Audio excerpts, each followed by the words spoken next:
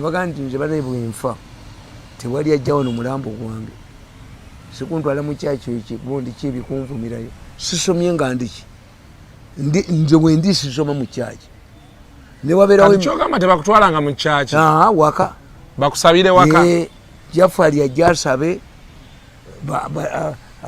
ab'eddiini yaffe bajje basabe abakatoliki basabe kuba gyendi akati gwe abakatoliki tebajja kuzika kuba byebyo bye byatuka Katolo Bwama anti wulira Katolo Bwama baga ayina essabo wano kankubuli mu bakatoliki ba Uganda ni papa gwe yawa emikisa igwe nalaba ne speaker bamuwa ate speaker bamukwatako wano ogaye waliyo abachina aboogera Oluganda n'Olunyankole nga muchina nije Nanjingi how is Nanjingi nije eri kulungi mwetemulabye ku basi yadda okwefuuyira kwabera kabasi olina ayogera n'otule nga tumanyite abantu bayagala kakutula ku dirisa ng'ekiri mu basi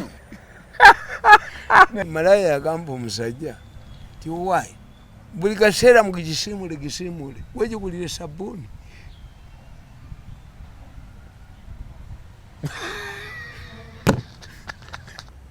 enkoko ya lujuba ogimanyi ya brown egula emitwalo 10 nkubuulidde bweyogera kugambye kati fe ababimanyi tekisoboka kuba emitwalo 10 enkoko emu kati awo okay mbwatuka tomorrow tinyafunza yatwala omusajja eggulu nga wezivugira wagenda neyimuseyo akanga badde kubika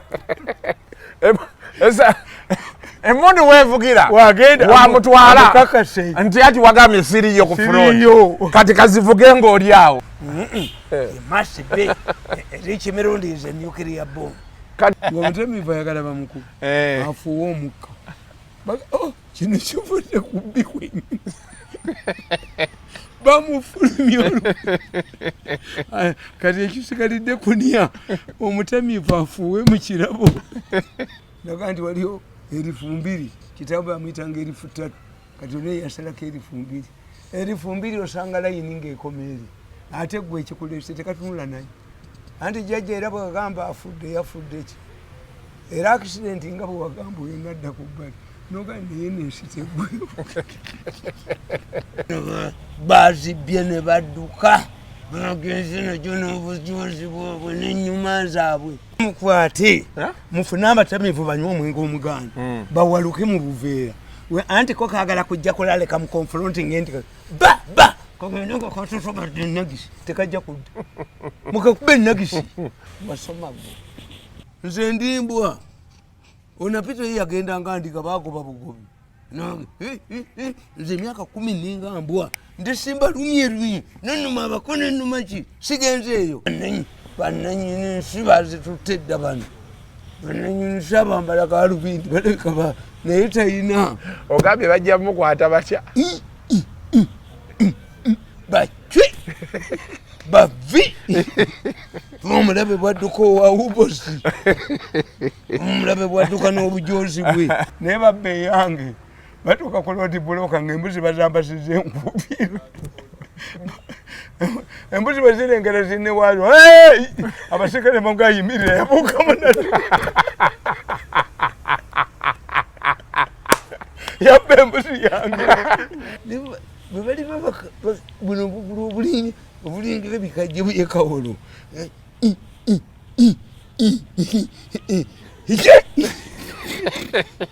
bajja kayola n'obukulu bwako bacwe entwe bagijjeko naye nga ssebo omusisa ng'omusisa eddoboozi erimuvaamu alinga nnanga ng'alinga eyabikolako edda ng'alinga kabe naye emisi obusista ng'alanjala oba yali malaya nayigira obusista baba omusista akyusa ekiwata yaliko kerere yali akola ati ng'alinga kabe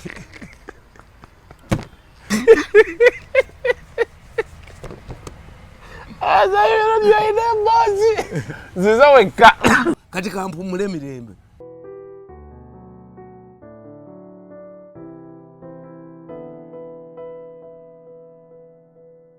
Abe kansanga Rolex chigwawa wetsesa. Abe munyonyo ntinda buzige chamwe chirimu esape. Abe nasana, abe kawempe, abe ruzire mukono nebitundu ebinanye wonna. Sanyuka TV tusako Rolex Festival 2024 atinga kakache chintu kyo kisizamu okuyingira zigire kubera emitwalo 2 atinga VIP ya mitwalo 5 ninga wogula tiketi yongo kwesa next ticket ofune ku Rolex yechika kyonna kyoyagala kugambirira ku z'omwezi 18 omwezi gwa August ku Zoe Grounds Lugogo. Join us for the World Food and Culture Festival, a feast for your senses. Immerse yourself in the rich tapestry of global cultures. It's not just about tasting, it's about experiencing. Join interactive activities and create memories that last a lifetime. Tickets available now. Don't miss out on this culinary and cultural extravaganza. The World Food and Culture Festival is the place to be. See you there.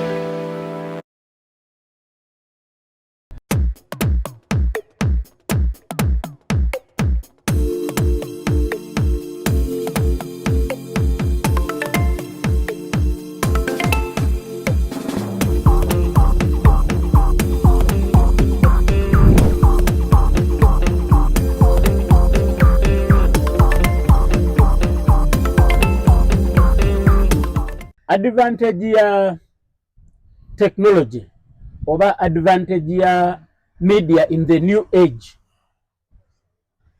switching roles is as quick as what I am doing right now. Yet mumbere eri enkadde ng'omuntu okugenda ku UBC oba kankizize eddala emabega ku UTV ng'oli ku programu ya Uncle Dick Mlima Sempaka n'ogamba nti kati tukyuseemu Uncle Dick Mlima Sempaka afuuka omugenyi.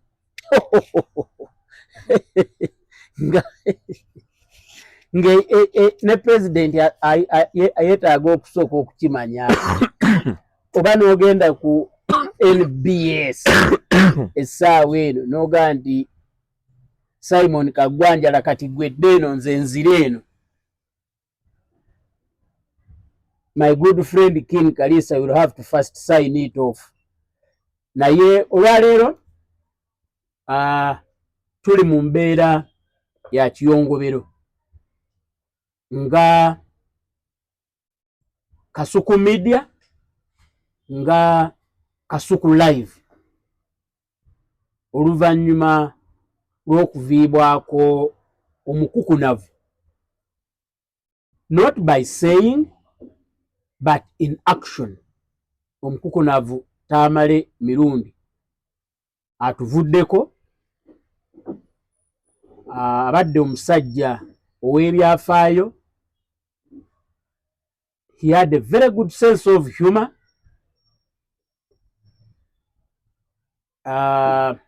I'm sure olwa social media wagenda kubaawo clips ze nnyingi, agenda kututwala ebbanga ddene ddala nga tujjukira ebyafaayo bye. Katukyukemu katono naye tetugenda na kuvaako, tokasalamu, tudde wali tugende mu maaso.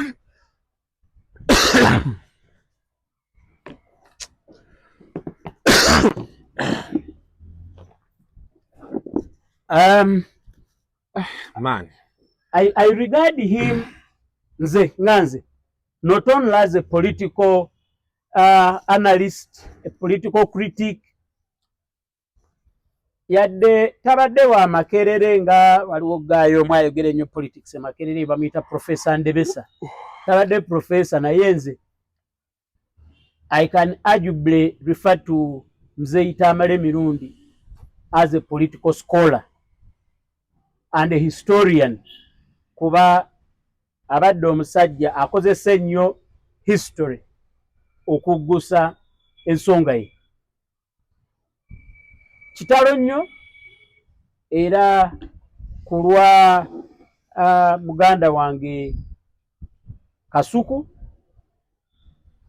nga Kasuku live tutuusa okusaasira kwaffe eri family abooluganda n'ab'emikwano aba mukwano gwaffe munywanyi waffe olw'okuviibwako munywanyi waffe Joseph Tamale Mirungi. Kasuku, n'ekintu kye njagala, I know it's a bit of a trying moment and usually omuntu nga mubadde mubeera nnyo naye bw'avaawo I can understand kirina ate memories endala nnyingi zekifuukuula ne kikomyawo, but in sadness ate we have still to soldier on. Obulamu bw'ensi eno tulinga abali mu lutalo, ti abasajja babeera ku front line, munna muli mu maaso ne bamukuba essasi, ono n'abuuka bubuusi ne yeeyongera mu maaso n'akeza ennyago, era olutalo bwe baluwangula yannyonnyola banne be yabuuka okusobola okutuuka mu maaso. Njagala okubuuza, oyintavyuwinza abantu bangi repeatedly bw'ogamba nti omuddamu nekya topiki ne zikyuka naki omwezi ne guggwako omwaka, but how did you come to think of interviewing Mzee Tamale Mirungi of all Ugandans? I think when we had just started our channel, ebiseera ojjukira that was lockdown. Twatandikira mu lockdown. Yeah. So Tamale Mirungi yali mukwano gwa Brian White. Oh. Yali yamuwandiikamu n'akatabo nga nkijjukira sincerely. So as PR was becoming PR here and there, some of the people who came to mind, Brian White yagamba Kasuku njagala kyazeeko ku Tamale Mirungi annyonnyola abantu ebintu naye nga bw'akola ki nga bw'abiraba oba okitegeera. So n'amukubira essimu, bw'amukubira essimu gayi n'agamba nti Kasuku mumanyi mulaba ku TV ajje tukole ki tukole. It's as a one-off. As a one-off. Era kwe kujja twatuula wali mu Kasonda wali we twatuula mulundi ogwasooka. Unfortunately bye twali tugenda okwogerako ne tutabyogerako. Natuuka, I think it was a Tuesday, nga ava oba yali tagenze ku NBS oba yali ava ku NBS nga yeekyanze afoolinza utu nabo be twatuuka awo yatandikirawo kwe kumumayikinga kwe kutandikirawo n'atandikirawo NBS n'agiwa ebyayo kati nagenda olaba tugenze mu ddakiika zaalinga oba 3-4 nga tukyasobola kukola ki topic gye wabadde oyagala mwogereko. Ebiseera byali bya COVID. Kati betufubutuka awo tumaze okukola eyo show yasooka n'etambula nnyo. Nzijukira show gye twali tulina okukola ey'okubiri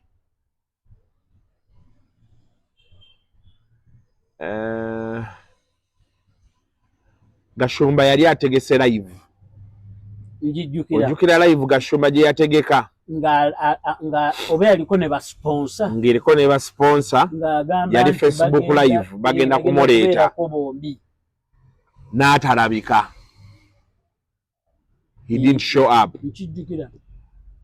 Kati nzebe olw'eggulu awo saa nga 2 ankubira aŋŋamba omanyi twakola show n'etambula nnyo abantu baŋŋambye toli muntu mulungi sikola naawe naye okusinziira ku fitina y'abantu njagala tukole.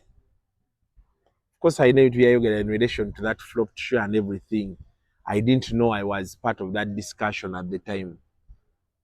okitegeera nti you were linked to that show.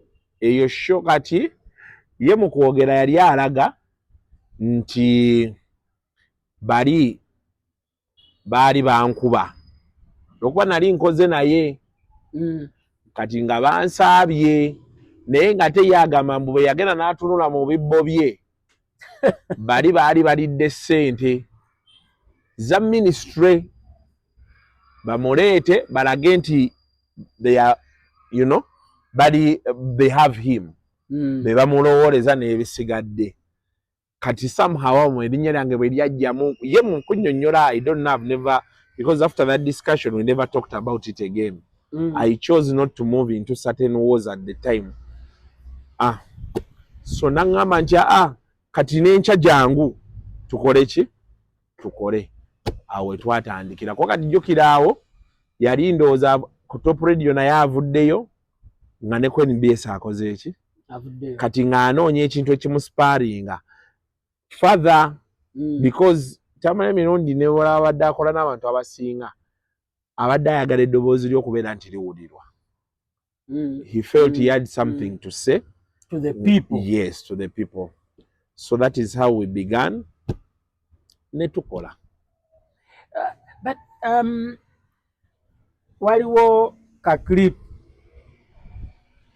yali ayogera Bashir Kazibe yali amu interviewing. Bashir n'ayogera ku independence ya Buganda. Nti ye yasooka then ya Uganda neddako. Tamete yamukkiriza na kugimalayo n'amuwa ebibye nga nannyonnyola the history of that.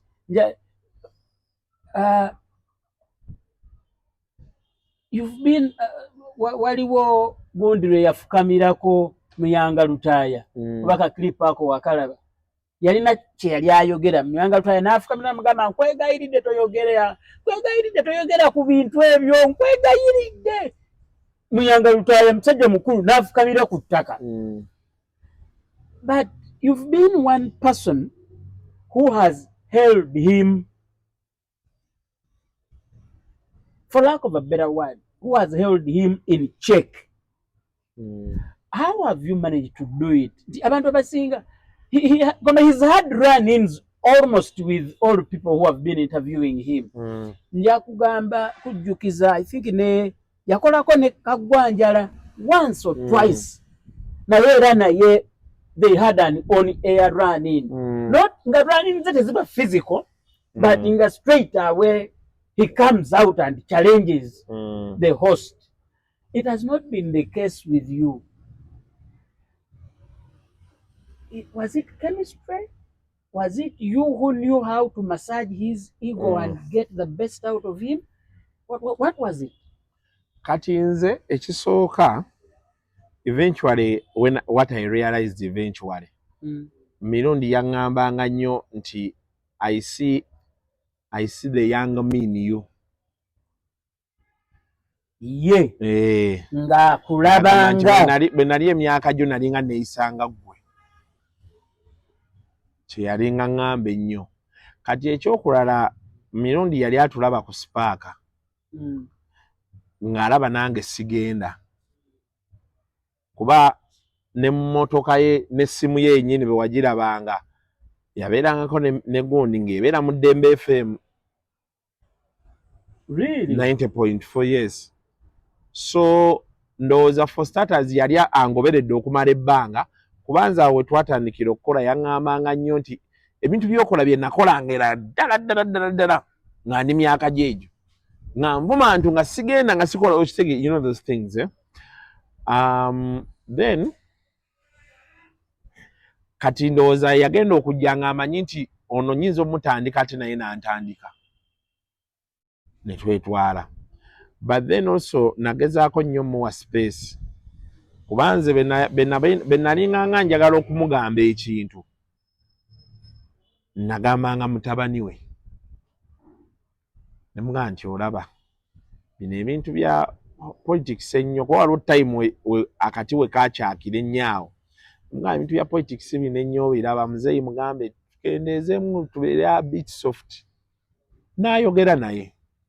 Ngenda okulaba ku areas endala eziri social. Ngenda okulaba nga bwemukola interview nga kakkanye. So I think when I understood tetuli ku level yemu ne mmanya where my boundaries are with him, ate ndoza n'akyambala mangu. Kuba those very hard times ezaali sooka ezo nakozesa nnyo mutabani we. Kuba mutabani we be yansisinkana n'anjagalirawo. Okitegedde? Kale ate the first time like I met him with him here, tata we n'amugamba njagala obeere nga Kasuku. Njagala okwatagane ne Kasuku akulaga ebintu nga bwe bitambula. Oba okitegeera? So kati Junior n'ajja n'ambeerako close nga ambuuza kino kiri okitegeera. Kati bwe yalaba that chemistry me and the son had, ndowooza ne mbaako ate era soft sport ye gye nakola ki gye nafuna. You touched yes. One of his soft spots. Because he loved his son. All factors remaining constant. Yali abadde ayagala nnyo Junior. Era nga ne beyeekyanga atya baagira omusanga wano ng'atudde walowonza oluusi we najjanga wano oba kati nga zino shooting nga tetugenda shootinga naye kati bwe tumala abantu bagenze genda okulaba assaakate bazze wano atudde. Nagamba Kasuku oli otya biki kati n'alyoka era ne ku sikando yabaawo ne Junior yankubira amasimu mangi. Waki muganda wampisa bw'ati? Waki akola bw'ati? Okitegeera? Kati nga siina bwe ngamba Junior, siina bwe ngamba taata. Nga Junior akkubira ne taata akola ki? Akkubira. Kati nze ne nsalawo ne nsirika. Ne ngamba kati bwe baneesootinga tunaakola ki? Tunaagenda maaso. Era nali ndi awo nga baddiŋŋanye. Kati ne mugamba muzeeyi mwaddiŋŋanye ne Junior.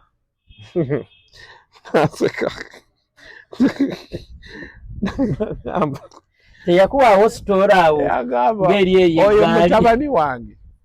Omanyi Junior oyo nabonaabona nnyo naye. Kaali kagenda kufa nga kato. Zimala n'akola baati ne baati. Naye kanyiiza. Neeyogeramu naye. Omugambe biki. Kati ne tukoma awo ne tukola ki. So I think for me that is omanyi abantu abasinga olaba ne be nabeera ne kato. Batabani baabo bala ate bo baŋŋambanga nnyo yogerako ne daddy ku kino okitegeera because nze bwe najja saayagala balaga nti tata mwe mumanyi nnyo for them to feel like there is a space I'm trying to fit in. Oba okitegeera? You come, you do ekikuleese bwe munyumyamu kye munyumiza no withdrawing awe. Kati ye asobola okusigala nga bagamba kino kiri naye gwe abaana tobataddeeko maanyi balaga nti oba okitegeera ali naye yennyini omuntu nga ye n'otamuteekako nnyo maanyi. Abantu baffe abasinga obalaba. Kala I won't tell you Edison, most of these interviews I do. Omuntu betusooka netunyumya eno you warm up to someone. N'omulaga nti eri vaayo kati tuli wano ffenna. Gy'obadde weza wansi oba waggulu oba wa. Yes. No, you're creating omuzungu gayita kamaradi. Nekibeera nti ku tebo kwe muli mwenna twenkana. Naye ate ng'omuntu ate omuwadde respect naye ng'ate mwenkana. Okitegeera. And then yalinga ayagala nnyo okumuwuliriza. Tamanyi emirundi yali tayagala mukaayanya. Omuntu omulala yali tayagala nnyo mukaayanya yali isima. Because emirundi egimu gye nakolako naye buli wagezangako okumuchallenge oba omulaga view endala ng'ate akyuka mangu obwongo.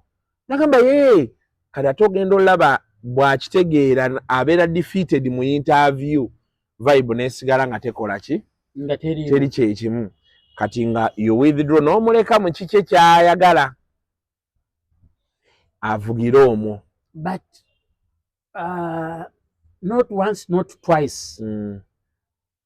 Nakulabanga olumu nga naye kennyini akugamba nti ekikulu gw'otya yataakinganga certain sensitive either topics or kino tukimanyi mu Uganda yaffe waliyo abantu b'obeera nga rather n'otamwogerako but Tamale had very few people you can count nti oyo n'atamwogerako. Kwamba how would you handle those moments? Nga asooka nakugamba nagamba nti ekikulu gw'otya kanugata muzeeyi sitya ate n'ayongera n'akuba. Wakolanga otya okumujja yo kuba gwe host sho gw'oba ogivuga ovuga emmotoka naye omusaabaze ali ku co-driver's seat atadde omukono ebweru omugamba musajja tuyisinganya n'emmotoka omukono bajja gutemako oba emmotoka ejja kugwa.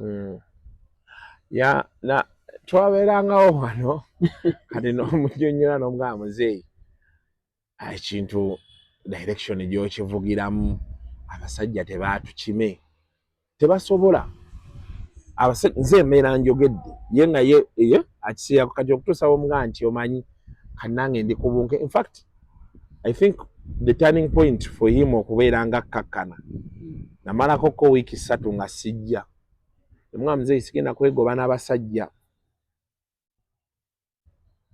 gwe bayinza okuleka oba okutya naye nze ne bantwala kwe kukakkana kati kwe kulaba ng'atandika okugamba but because awe wava gundi ya gw'ekikulu gw'otya kuba namugamba ne mugamba kati olaba embere omanyi Isima bw'afa bwe tuva mu kuziika ekiro ekyo yankubira n'aŋŋamba ebyuma byange bindaze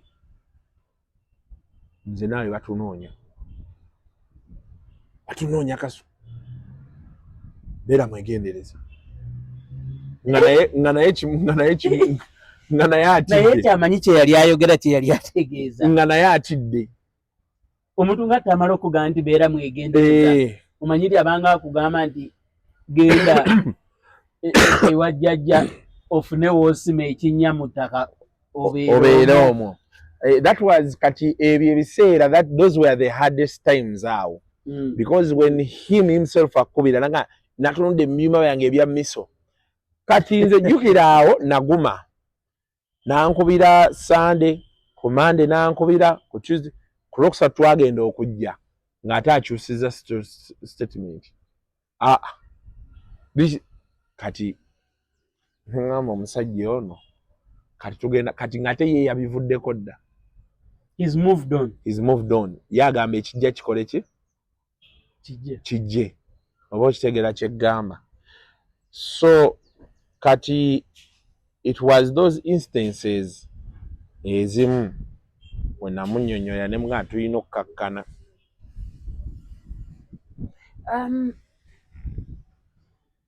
Interviews zino ze wakolanga naye would you prep oba wakolanga freestyle because zaflowinganga nga olumu oba toyagala na interview eggwe? Tetwaprepinganga, twajjanga buzzi nga bwajja mutandika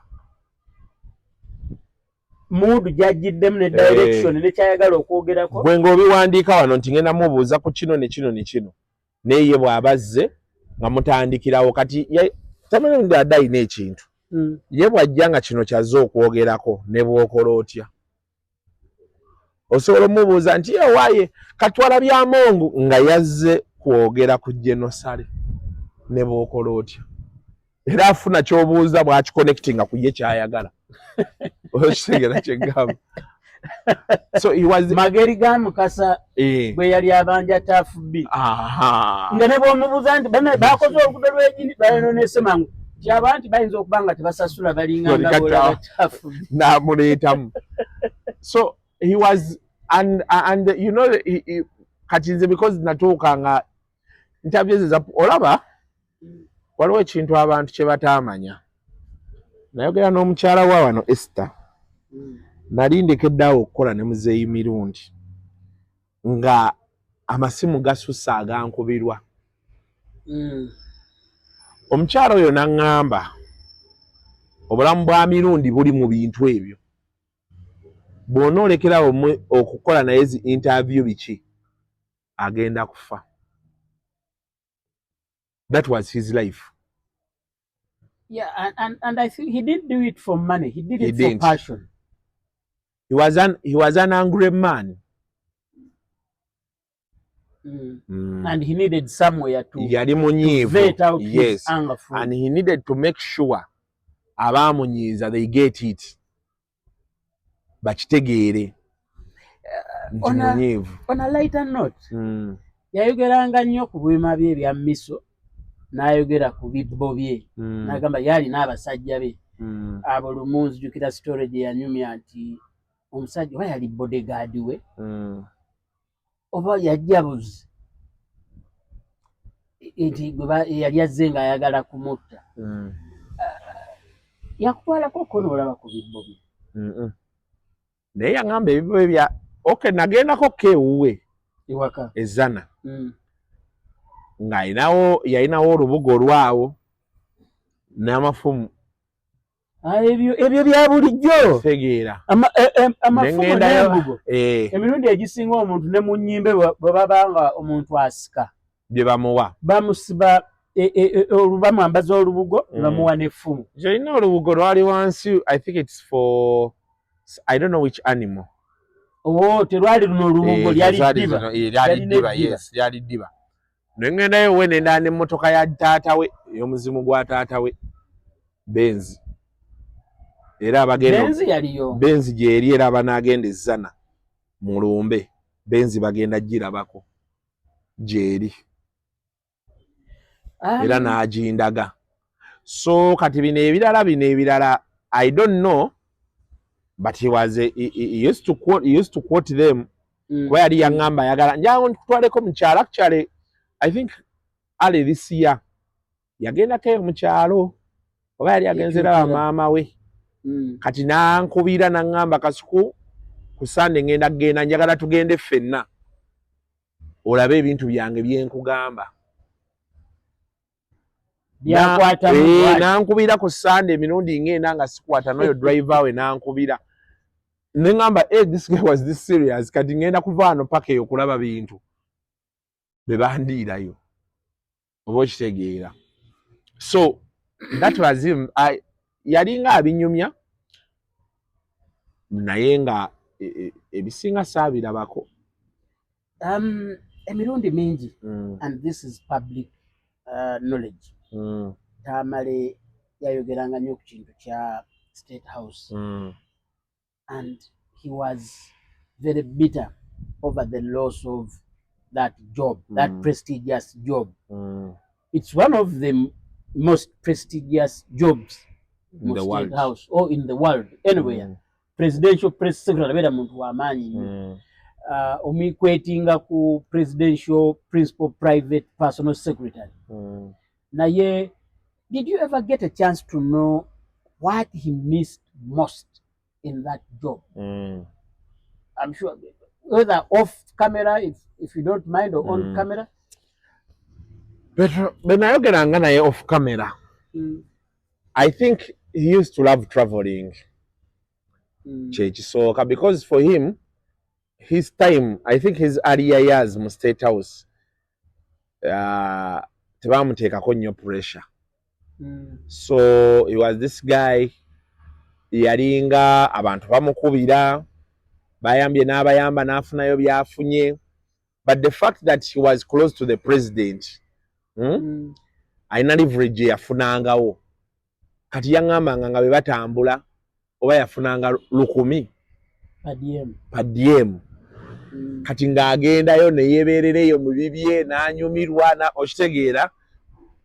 You know, he met so many people kuba kati yanyumyanga yali yalabako Gaddafi n'alaba wala president wa America gwe yaŋŋamba gwe yalabako ng'akyali mu State House oba yali Bush be yalabako like you know. And for him, the way he could paint a picture ng'alaga nti the job was not so demanding. Yalinga ali ku holiday. So yalinga anyumirwa just kulaba abantu abo. You know, like kati kiringa bolaba president ng'avudde wano agenda meetinga Netanyahu abo abasajja ab'amaanyi. Press secretary n'agenda. Olaba kati you're looking at these guys. Olaba abasajja betu kati nga bolaba Bashir. Tubasomako busomi ne bali hardcore. Now you're with okitegeera. And I think his biggest ebintu yatambula beyagenda n'amiitinga paapa ekintu ekyo kyamusanyusa nnyo buli kiseera yalinga abeerawo ng'akinyumya nti yamiitinga paapa ate baali bamuganye n'omulaba paapa n'amuyitayo nti jangu so he used to miss traveling and meeting those people. Yes. But one other thing I want to ask you, Nachino omanyi Buganda is an institution yenegendereza ennyo to rub the road. But regardless, I'll say this. To a certain level, yalinga ayagala nnyo Kabaka era ng'amuwa ekitiibwa. Naye nga institution za Buganda ezisinga, he had very strong dislike. And for some people, abasavinga Kabaka. Did you ever get to know why he resented the Buganda establishment? Yet ng'ate Kabaka ng'amwagala era ng'amuwa ekitiibwa. Kati nze kye nalaba ku mirundi kuba omanyi after shooting nga musobola otuula awo nga ojjukira nga bwe twabeerangawo wano oluusi ogenda atandise okunyumya omanyi Kabaka be yali akomawo biki kati abantu abasinga ndowooza kye tutategeera it's like nga boolaba be tuba twogera ku Bobi Wine. Omuntu abadde ne Bobi Wine ng'akyayimba tannafuuka kyali kati abeera abamu they never accept that now Bobi Wine is on another level. He moved the step. Abalala babeera bakyamulabira wali oba kitegeera edisendi omuntu omuntu eyakulaba e Bungereza nga mukuba ekyeyo ye wajja n'agamba sendi ateesa n'ebyo ebintu byonna kuba ye akyakulaba nga sendi oli ninawe nali nvuga cab enamba yange yali X3 kati waliyo omuntu andaba n'agamba oyo X3 kati yandabira wali era ninagayi wange omuyajja wano n'amalawo omwezi mulamba ekyamazima nalemu okumala ate nga sinti mwekwese sinti saagala naye bwe yajjira sijjukira kiki kyaliwo naye nali bize omanyi bw'obeera bize n'obeera nti Sande toyagala na kufuluma mu buliri leeta rono okufuluma mu nju kagamba nga lunaku lw'olinawokko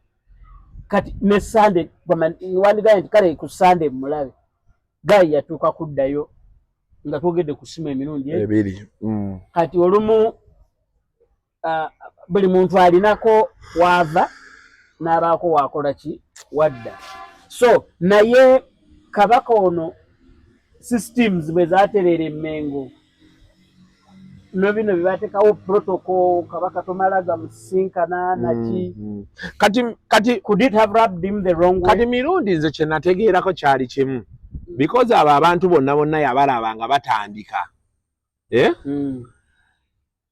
there's something he said that when he went to State House when he got that offer from State House waliwo abaali bamukuba nga tebaagala agende okitegeera nga nabo ndowooza baagala ate be babatwala ekifo kati ate baatuuka eri ne bamupaintinga ng'omuntu omuki omubi there are issues nga benkunyonnyodde wali issues za mirundi ne Mengo zaali personal kati ne zitwaliramu ate abantu abalala because of mediums of what communication okitegeera kye nkugamba nti abalala bagenderamu kati sendi nga boolaba nti Bebe Cool ne Bobi Wine they had their issues ne zifuuka public because zayingiramu amawulire n'abawagizi oba okitegeera so for him Kyavola ye yayogeranga bye yayogeranga ye nga tabyogera nti abyogerera public ye ayogera ku bantu be yali amanyi one on one nti sendi olunaku olwaliro benkeera ku makya nga nyinyonnyola abantu nti sendi wambwa oyo sendi twakola naye n'ampitamu nze sifuddeeyo nti sendi oli wakabi eri kikyali at that moment. Kati ndowooza we waava obuzibu nti with the differences he had with these people, he did not realize that, for example, now Charles Peter Mayiga was no longer just Mayiga. He's now the Katikkiro. Oba otegeera kye nkugamba. Kati ate bw'atuuka like any other human being, bava mu State House, ate bano abantu bwe yaleka eri ndowooza agenda okulaba ate batambula bo bagenze mu maaso. Ate bahobunobinga n'ono eyamugjayo luli kale ate be balabanga abaakabi ekimwongera setback. Oba okitegeera. So for him eventually kye nategeera nti ffe twalinga ffe abantu abamu tubalabanga abaakabi, but because ye yali nabo ng'abalaba n'obalaba gye baava ne bye baliko ng'abamanyi ne bwino waabwe, ye yasigala abalabanga these other. Okitegeera. I'll be specific. Owekitiibwa Katikkiro wa Buganda aweereza emyaka 3 mu Buganda. Yes. Yatandika nga secretary wa Saabataka Council. Sina lukiiko lwa Buganda. Naye Ssaabasajja bwe yakomawo ne bakolawo olukiiko kugamba olwaliwo oluddukanya ensonga za Buganda nga ye secretary. But secretary abeera nti si kumuyisaamu maaso, but osobola n'okugaa nti messenger. Yeah. Era mirundi yabyogeranga. Kakati abantu nga omugenzi ba interactingako naye at that level, yes. Najja nga alinya through the ranks. Najja nga alinya paka okutuuka okufuuka minister. Ate si just minister oba w'abavubuka oba waki, naye minister w'ebyamawulire. Mu Buganda ebifo ebimu eby'amaanyi amawulire gali very very important. Minister w'ebyamawulire abeera close to all institutions. Kuba buli omu aba amwetaaga okumuyisizaamu oba okumuyamba okutereeza okukola PR wali ekisobye. Nga bw'olaba spokesperson wa police. The spokesperson wa police buli department ya police emwetaaga. Oba ya fire, oba ya CID, oba yaki, they need him. Kati so I think ye yasigala nga abantu abamu abalabira wali we baali. But you've had a very good time with him, I would say. Yeah. Naye fenna in life nze kino kyentera olumu okufuna. Bwe tukola show ku Talk and Talk. Ne bwe ziba zino interviews olumu lwonkyaza ne tubakutegogedde. Bweggwa. As I drive away, I reflect on the show or the interview. And sometimes I'm like, that was a nice show. Nango lumungi feeling. Regardless of what abantu kibakola ki, kibana feeling oba kibana yogero oba kibana oba n'atambula oba tetambula. What are some of those shows you've done with him that have stuck to your mind? Do you have any? Yeah. I think the very first show we did. Ku YouTube share yosobola gikomyawo n'obeera ng'ogipostinze like today for people to watch it again. Yes. Abatulaba share yo eteekwa okudda musobole ogiraba. Yeah. Okusobola okutegeera obulungi ki kye twogerako wano. The very first show we did gye yatabukira aba NBS abo. In my life mbadde nnyo nga nze njogera. Okitegedde? Gowa info. Nga nze readinga. Nga ndi mukambwe. So when Minudi was doing that interview, bono ogiraba natunuulira omusajja abe nti in my mind I was like, this guy awanda. I was in awe. I was looking at this guy and I'm like, I'm real here with this guy, like real. Because these are things when I ring under obulabinga akola. Now I'm distance. I'm seated with you know, you look at someone and you're like, I'm fucking impressed. like this is the legend, the person Mirundi ndi naye bwenti in action luli wamulabanga na Muyanga Lutaya ne bamuwaako Bashir Kazibwe kati ndi naye waliwo TV kwe yagenda ni TV yali yambuga yali yani yagendako ku Yambuga yali ku Boulevard SSTV we yatandikira ku Boulevard yawo waliwo omuvubuka gwe bamuwaako lwe yajjoba ne Jambia mu studio ajijjayo so like that interview it really touched me. I had, you know, there are sometimes kachiringa walabe waliyo omuntu awulira nti njagala ntuuleko ne kasuku mulabe of course nali guy nali mwagala nga tukyali bataawo ayogera biki but now here is a guy is ndi maaso ge awanda bw'obadde omulaba ku TV kati ndi naye wano mu maaso be ali naawe on set. Yes, and of course shonejja because channel yange yali ekyatambula butambuzi najja nampa instant 50k views instant. They were my first 50k views instantly.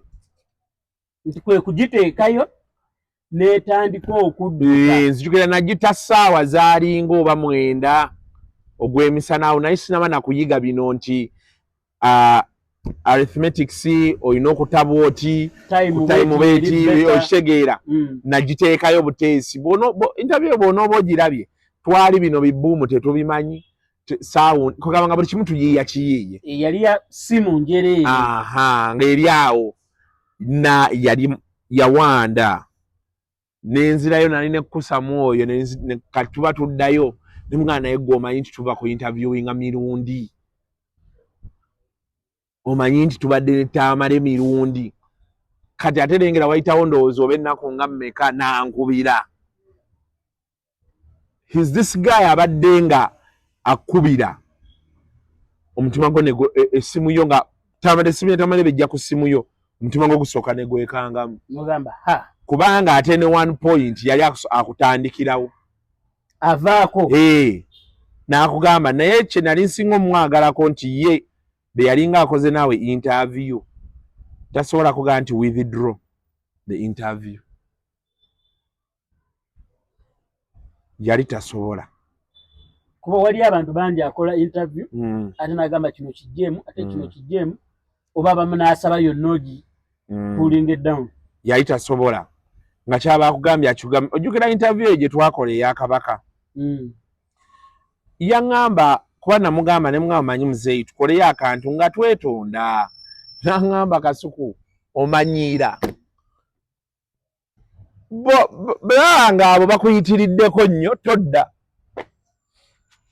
but me I cannot apologize. In fact bw'okomawo okukola ngenda mwongera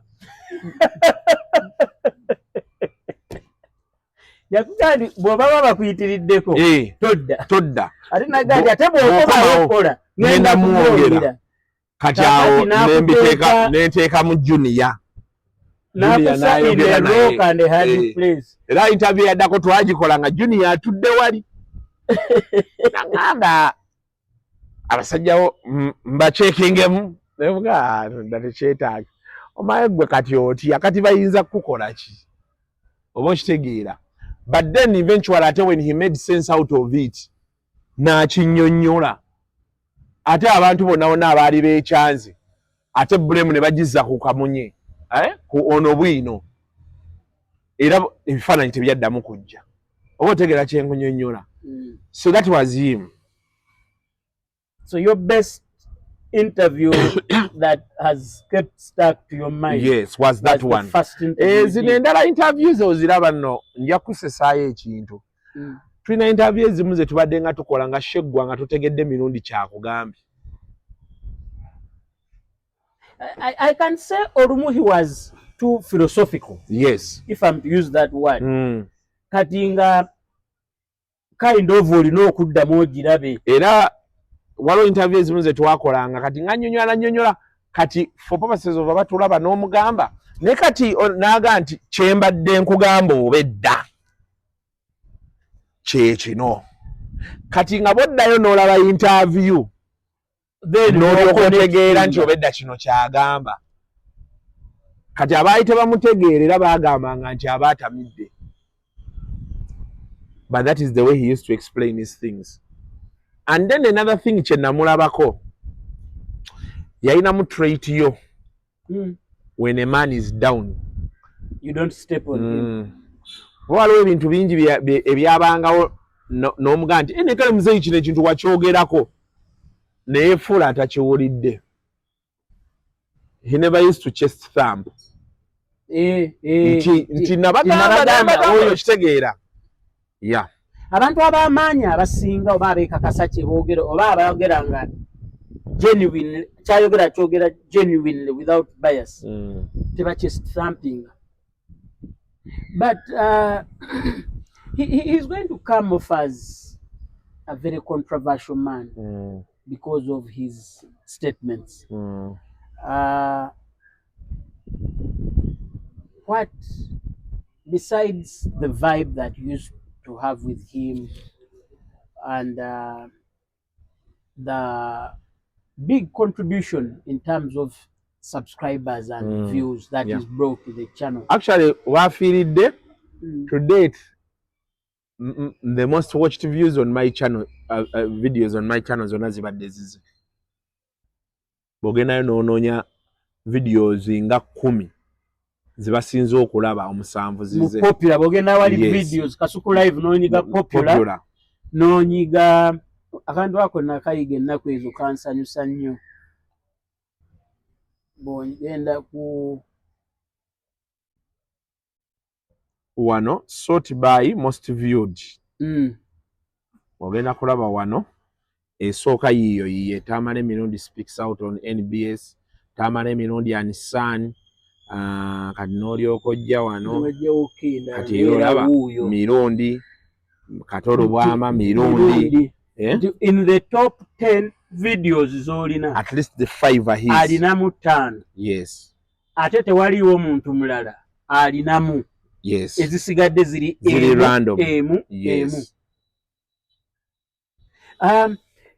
Just to bring people up to speed, yakola naawe interview n'agamba nti ayagala bw'afa ennaku 2 ekyengera twali tutudde wali, ennaku 2 ekabalagala, ennaku 2 ewazana, then bwe baba bamutwala bayimirira ne ku kkubo ne ku butale eŋŋoomi n'enyooka nga bamusiibula. Simanyi kiki yali ng'ayagala mu ŋŋoomi kunyooka. Kwegamba I don't know what he envisioned oba nti abantu bajja kuba balwana kumulabako kusemberera ku bode, but wasobodde okuwulizaayo ko nga wishes ze zino ozisuubira banaazihonaringa? I don't think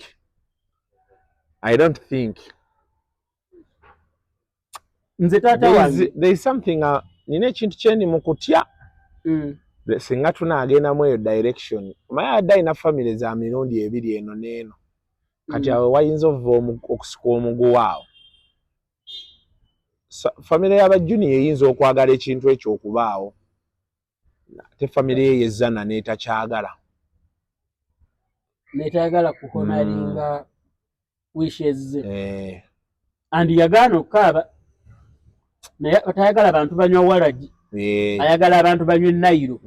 Abadde musajja muwi wa Nairo, walagi yali yamuvaako dda. So lwakuba abantu baffe batutadde ku pressure, naffe kati kumpi tulinga bakolera radio, nanditumizzaayo ecupa ya Nairo. Sinywa Nairo naye nanditumizza n'enjinywa in his respect. Jitumye. But actually oluva ku mpewo, oluva wano ngenda kunywayo ecupa ya Nairo in honor of Omukukunavu Tamale Mirundi. He's been a very interesting character. So but I've heard leero Wednesday agenda sula wali bunamwaya ku church. Okay. Then enkya asule zana. Just Thursday then Friday agende asule ekyengera, Saturday agende asule mu kyalo, Sunday bamuziike. Manyi nze taata wange yagamba nti waliwo research yakolebwa ne baziikula abantu abasiraamu bangi naye baabasanganga olumu omuntu akoze bw'ati naye ng'ate baamuziika bwe bati oba ng'omuntu okugulu kulinga okusamba. Kati taata wange ng'agamba nti kirabika abasiraamu olw'okuba omuntu olufa kwe kumuziika bangi badde engulu nga bali mu ndeeyo.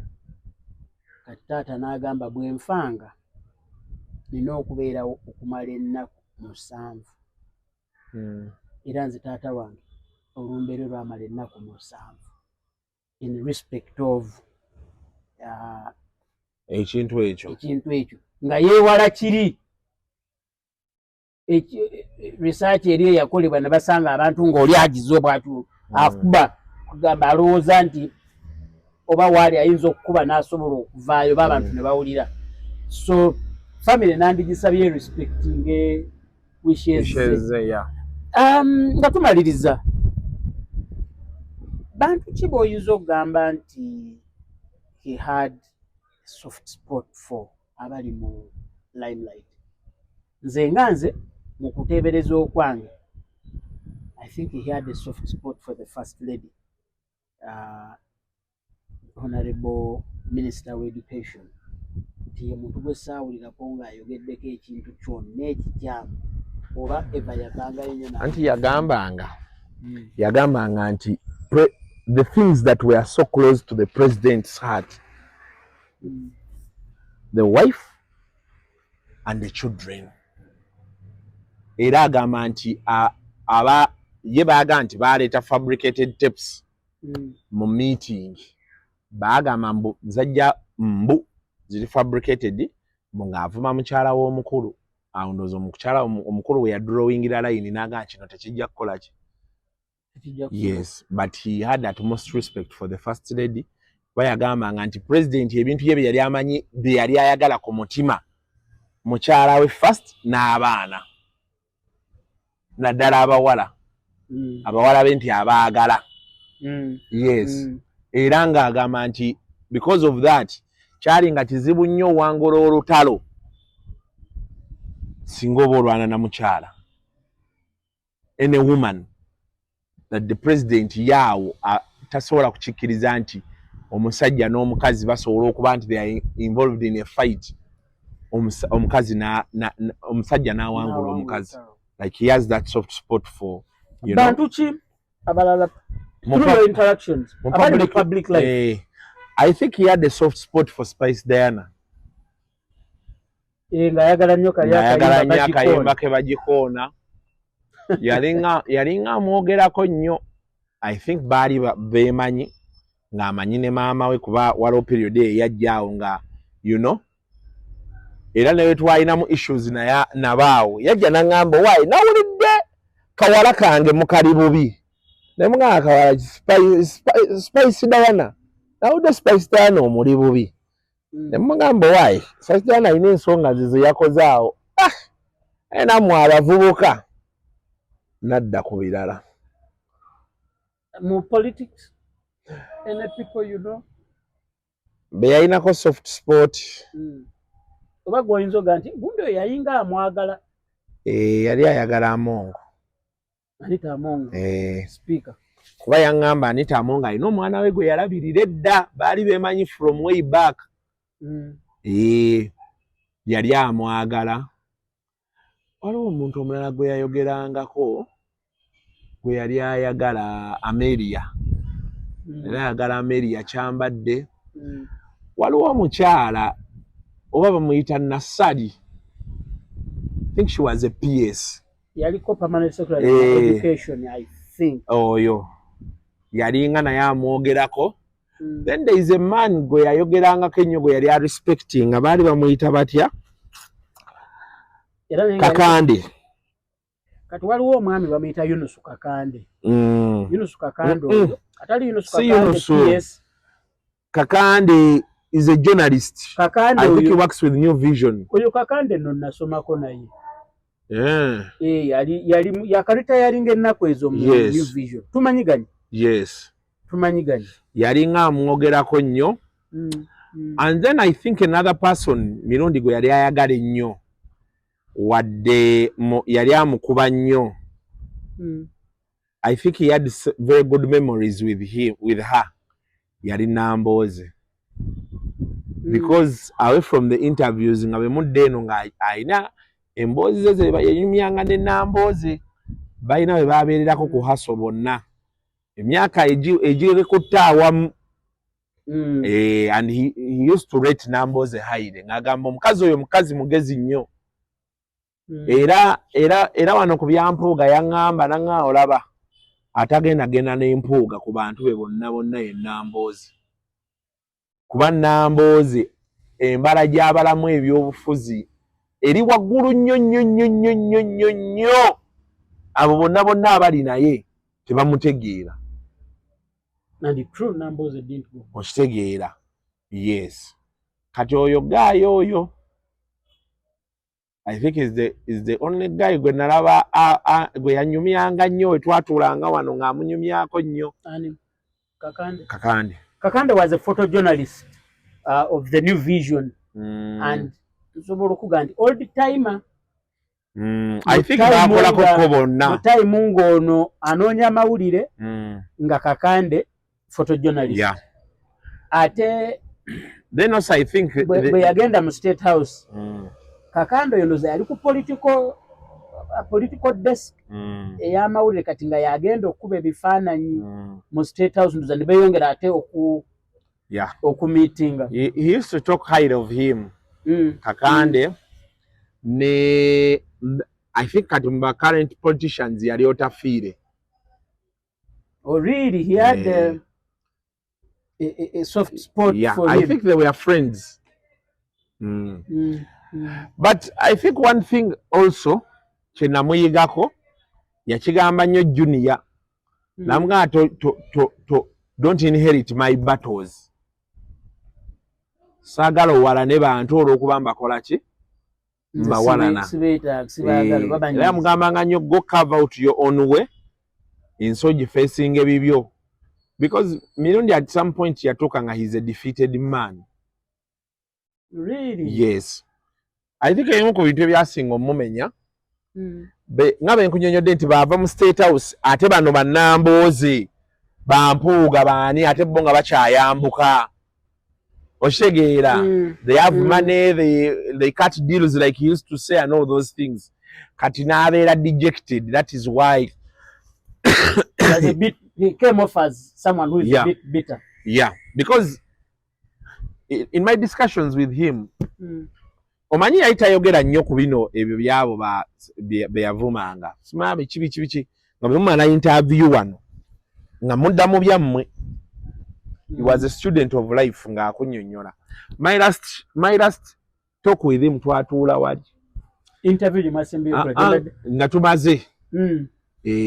Yampita ne tutuula wali mu Kasonda. Of course natandikawo okunnyumiza ebintu bya life abasajja life ebeera bweti biki oyo kitegeera. But from everything he told me yayita kyalina ssente ng'ate afiiringa bano baggayi babadde akuba be baamuviirako obutaba na ssente. Kuba yali yannyumizaawo nga ngamba nze nabeeranga ne ssente zange ng'ezo miliyoni 5 biki tezimbula oba okitegeera. And of course so many other things ebyamuviiriddeko okufa ebimu stress, depression, ebyo biki byonna byava kuba nti abadde takyalina ssente. Nga akubira abantu abamu babakubira amasimu tebamukwata okitegeera. He had entered the desperate phase nti atuuka ng'ayagala ssente gino bakubira n'omuntu gw'atandikubidde oba okitegeera. Kintu ekyo nga kimumenya nnyo nga takikkiriza. Could you know alina ekintu kye nalinga mulabamu yasaidinganga nnyo n'abantu bebagobye oba abali down. Was it because he went through a similar phase? Kati omukyalo oyo gweyogeddeko Nassali yaliko PS ne bamuyimiriza. I think waliwo allegations ezaakolebwa president n'amuyimiriza and afterwards n'abeera exonerated oba ne bamuzza. Kati waliwo n'omwami omulala baali bamuyita Lukwago. Ne Lukwago yamunyumyangako. Era naye yaliko either transferred or interdicted ate ne bamala ne bamu exonerating. Could you know why he always had a soft spot? And kati he felt yabyogeranga. He felt there was a group of people abali bagalo taking over government. Bateka abantu waabwe kati nga feeling nti enkuba gye baamukubamu ne bano gye bali mu bakubamu oba okitegeera. That is why yavangayo mangu ku bantu abo okitegeera.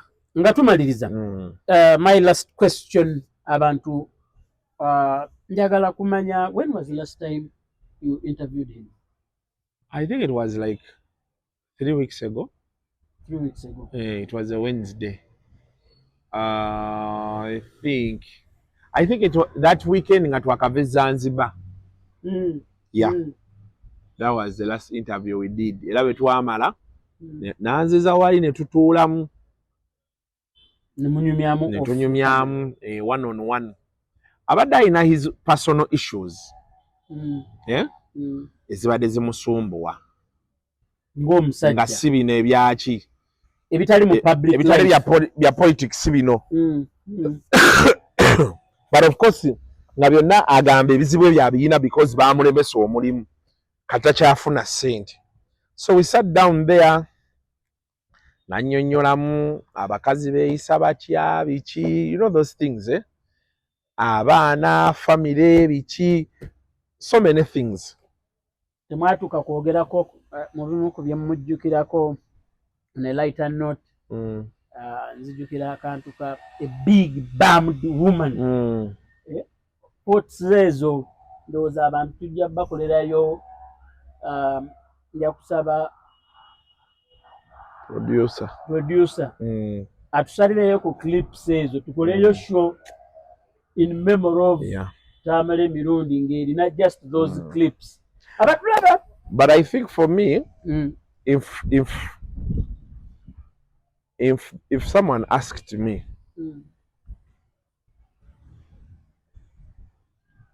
I think abantu bonna gye bali, you need to mwagale nnyo, ekisooka mwagale nnyo famire zammwe, mwagale nnyo bakyala bammwe n'abaana, and then make some cautious decisions. As a man, there are certain things that can take you ng'olaba, especially gye weeyongera, you need to make some decisions. Ale. And those decisions have to be right. Bw'oba okyalina omukisa ogwo oba wabaawo ky'osobola I don't know, because ebintu ebimu naddala family dictatinga nnyo buli lw'oyingira emyaka aga. Kubajjukira nti wano bano bonna babeera bavuddewo, bakwano bo be wasoma nabo babeera bafudde, ababeera bakyaliwo nabo baba bakooye nga kimu bibiri baagala kuddaka, okitegeera. Obulamu tubeera mu pyramid. Wano ku base mubeera bangi. Yes. Naye bwe mugenda mwambuka mukendeera. Kati ate gye mugema okwambuka 50 at 50 buli muntu abeera n'ebimusika. Eyasikira taata we nga waliyo enkaayana, eyakafiirwa mukyala we, alina abakyala ababiri nga bamutwalaganya, alina obuzibu bw'emirimu, omulimu gwaggwaawo, ate because of the age he is no longer employable, struggling. Kati olumu otunula bwoti nga tewali nnyo muntu mangu, nga the only close person is your wife your children. Kati bantu abo bobanga eno wansi mu 30, 40, kutuuka 50 tewabayisa bulungi oba temwakola mukwano guli intimate. Ogenda okutuuka wano beetaaga nga tebaliiwo. Is that what you want to say? Yeah, something like that. Ate n'ekirala abantu babeere ne ssente. Ekyo kikulu nnyo. Omuntu yenna amazima gali nti amidst everything wandisabye nnyo ssente ne zitakuggwako. Actually, you would rather be poor when young, yeah, and have money when in you're old age. Yeah, because kyetaagisa. So leero tubadde tujjaawo ne Ronnie tuyisaawo manyi bwe twalinga tujja eno emirundi egisinga tuyitaawo ku ssaawa ya Queen be tutyo ne tujja ne nzijukiramu bambi kati awo nalinga mukubira okumugamba otuuseewa n'alyoka agamba wakisosoka nondekamu kyalina byenkola noga tulina okukola biki kati nga naye bw'ovaako mugenolanga agaha musajja alaga naye akaaye oba oli awo nga gguse nasooka naga nkooye njagala kusooka kwebakamu. Abantu balina kye batamanyi interview ya mirundi ebadde tesaaga ng'asobola okujja nga kati kwolwo yazze tayagala kutunuulira muntu yenna nemutandika interview ng'anyiiza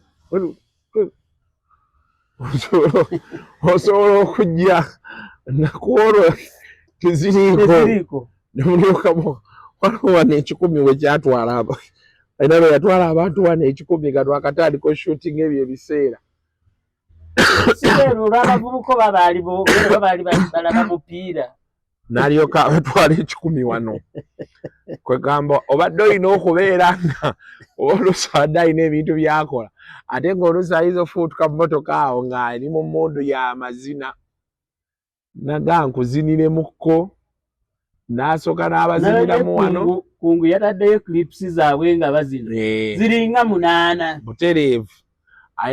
Ayina lwe yajja ano nga ali mu mundu za Juliana ng'ayimba nnyimba za Juliana zokka. Nagirabako ne mu interview yaluyimbira. So he was that guy nga he has those days, but you just needed to understand him. This has been his place wano wabadde afunira emirembe era ku ssaawa ndowooza nga 8 bakyali be bajja wano kumuselebratingira wano. Then awo tulyoke tulabe ekinaaba kiddako bonna babayise bajje wano tugenda beera wano. Ogenda kuteekayo updates za ki ekigenda mu maaso abantu basobola okusigala ku Kasuku live?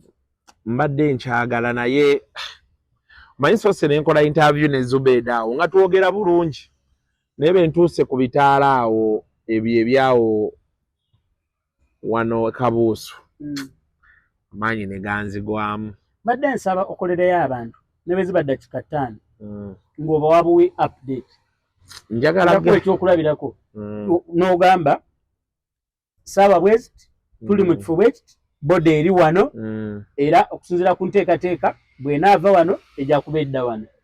Bw'wabaawo omuntu gw'osobola okwogerako naye ne bwe ziba 5 just otegeera BBC oba CNN bw'abaawo ekiguddewo eky'amaanyi nga babawa updates gali amawulire go garaaninga constant naye nga bajja ne bawaayo update buli ekiba kiri. Kyano yange eno mbeera saagala nnyo teekako bintu ebyo byabafu naye emirundi yali yaŋŋamba nti gwe Kasuku nkukkiriza there's that interview gye twakola naŋŋa nkukkiriza gwe mu kufa kwange olina okukola bati olina obbalaga ofune ssente ze ezisembayo ku mirundi. You remember Ronnie when he said that n'agamba tayagala bukedde kumulyako wadde 10 tayagala NBS, but you know when you die kirika olaba gundi yali tayagala noopu katolo bwama ate ne taking over omukolo gwe ng'afudde nejja ne ku mukolo naki okitegeera. Kati ndabye bukedde badde etaddeko awo emuwadde ne scroll awo show number ziri okwo remembering mirundi bakataddeko wali tekavaawo but obeera That's ofudde life. Oba tolina kikola ki. ky'oza. So but we shall see what we can do. Katwagala kulaba bwe tugenda kaliisizo. Junior ankubidde ayagala ngende embeere naye nange amaanyi kati nsonda masondi. Ne mukugasonda busonzi kuba si kyangu.